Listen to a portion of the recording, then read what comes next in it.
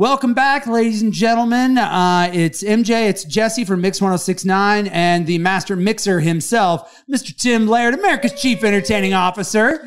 And we're here because it's cocktail time. Of course, it's cocktail time. Isn't it weird how we just show up when it's cocktail time? It is. Well, when you all show up, it becomes cocktail time. So I this love is that. being filmed at 6 in the morning. Sun has just risen. It's delicious. Right.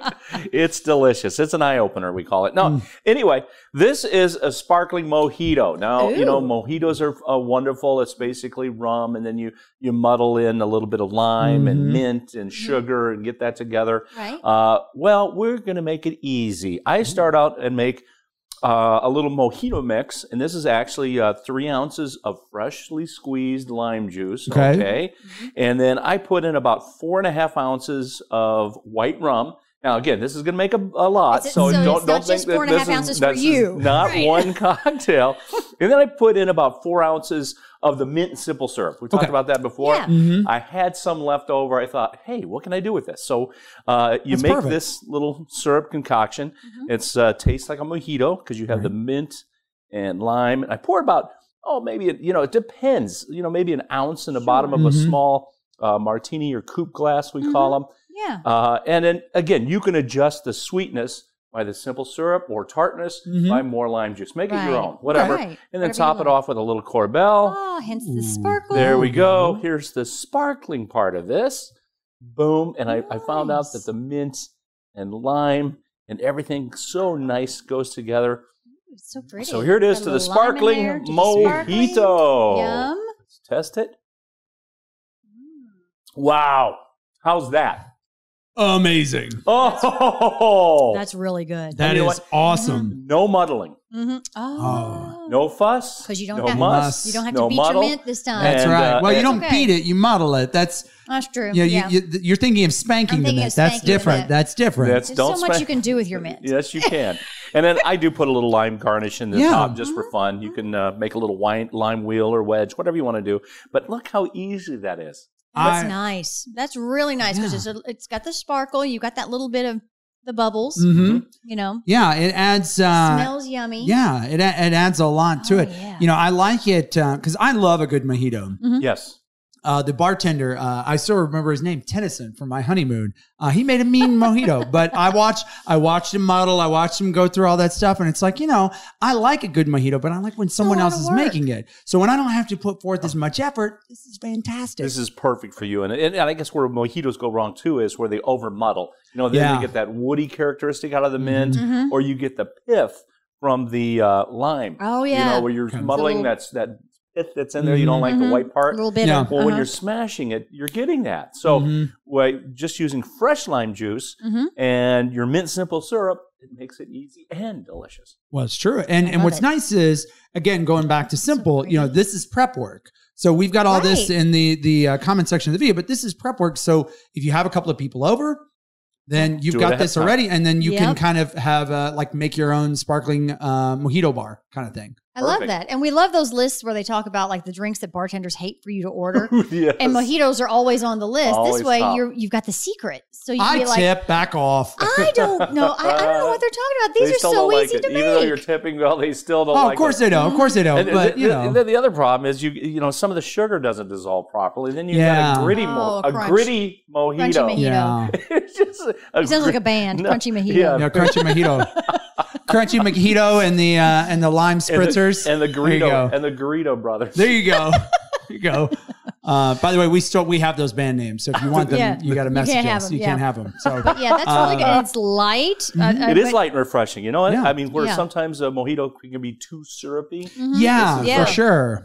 The Korbel just lightens it up. It really makes does. it fresh. And you know what? It gives you a good excuse to have this pretty much any time because the champagne.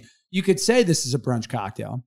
You could. Good. Yeah. That's up to you if you want to do that. I'm not here to tell you when and where to drink, except doing it responsibly. Or if you got a little celebration, but you don't, you don't have a champagne crowd. Yeah. But not everybody likes it. And so you got a little extra zing to it. I like that a lot. And you don't need champagne flutes for this. You can put it in rocks glass if you want. I love the presentation of the little Yeah, you can see how pretty it is. Martini glasses that they have now. Yeah. And I'm really bummed, and I've been trying to organize this with my friend group, but nobody's taken me up on this. I think these cocktails are great.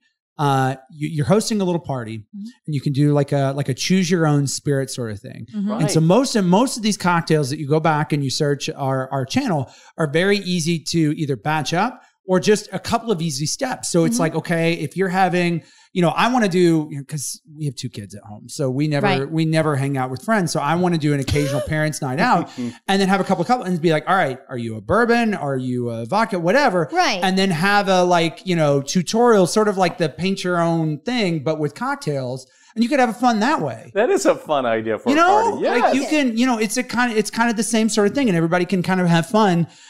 Sort of being their own bartender, but you kind of get to build your own cocktail, and it's more than just... It is. You make it your way. Yeah. And then you enjoy the fruits of the labor, and you don't have a painting you got to stick up in the house. Right. Well, we got to build another wall, honey, because, got so many. It's another one of those things.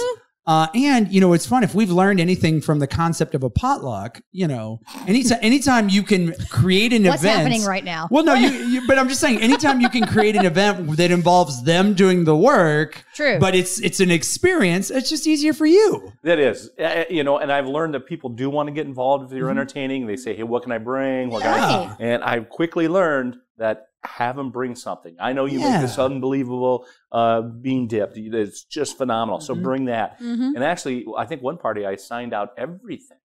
Wow! I brought the cocktail, but that was it. And then nobody did the math. Like, okay, now Tim, what'd you bring? The cocktail. I brought the party. I brought the party together. So there's another tip. Are you legally allowed to show up at an event and not ready with a cocktail? Like I thought the governor signed a thing a couple of years ago. I think there is a thing that I have to have the cocktail. Yeah. It's Kentucky state law. Pretty much. It's expected. Even when there's not one, people will come over. Hey, what are we mixing up? It's because that's what you do, just sitting around. That's what he does for us. I mean, so why not everybody else, right? It's my fun. This is my paint by number. Like you were talking about. This is my hobby. There's a lot of people have other hobbies.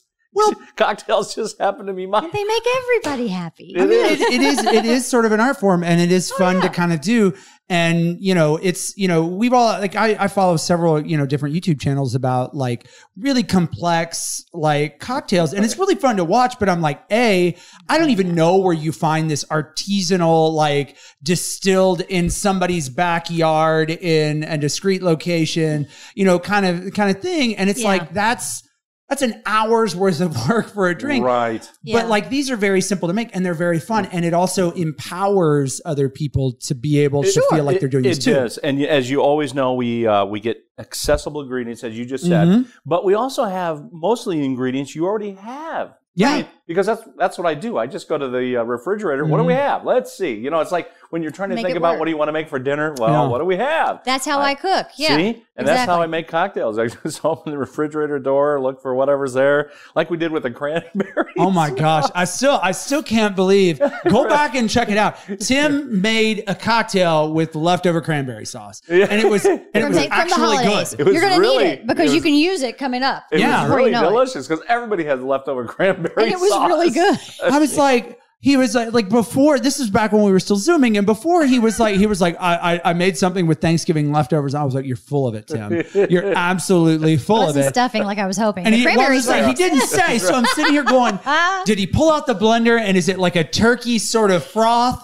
Is it? No, it was the cranberry, which is probably the best idea if you're going to use leftovers. But it was great. It was good. I think we also, keeping with the theme, we did have the blender out, and I took leftover pumpkin pie, put a little milk, and then put some bourbon in that and made a pumpkin bourbon shake out of leftover pumpkin pie.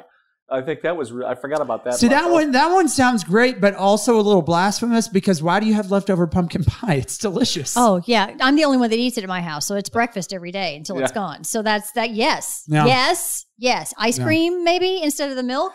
Oh, wait a minute. Now that's a great idea. Oh. See, this is why Tim invites us over, because eventually he gets the ideas for more cocktails. See, we're givers. That's what happens. When you go to someone's house, you want to leave them better than when you got there. And that's what we do for Tim. And that's what these cocktails are up there for, is for everybody to just actually make their own. Hey, you know what? We don't have to make it exacting like we do here. Right. Use that as a thumbprint and then make your own. Now, I do have a question. Since you mix this stuff up and it takes so little, how long do you think that would keep? Oh, at least a couple of weeks. Well, there's a lot of rum in here, so that's a preservative. So basically, it'll probably last at least 3 or 4 weeks in the refrigerator. Wow. So you know what that means? Yes. Just go and get one when you want one. Absolutely. Get one when you want one. And that's why I like it. You make this ahead of time and you got it. It's perfect. I love that.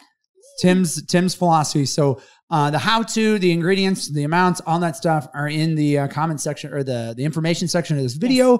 So we put that there for you. So, after you've watched this, you want to pull it back up. Yeah, just grab the recipe. I can't tell you how many times I've pulled up several of these videos to pull up just the recipe, because I'm like, I can't remember, is that this or that? And then a lot of times it's a base, and then, I might add a little bit different here, a little bit different there, and, you get different results. So just have fun with it. Enjoy. Do us a favor, like and subscribe. And as always, cheers. Cheers.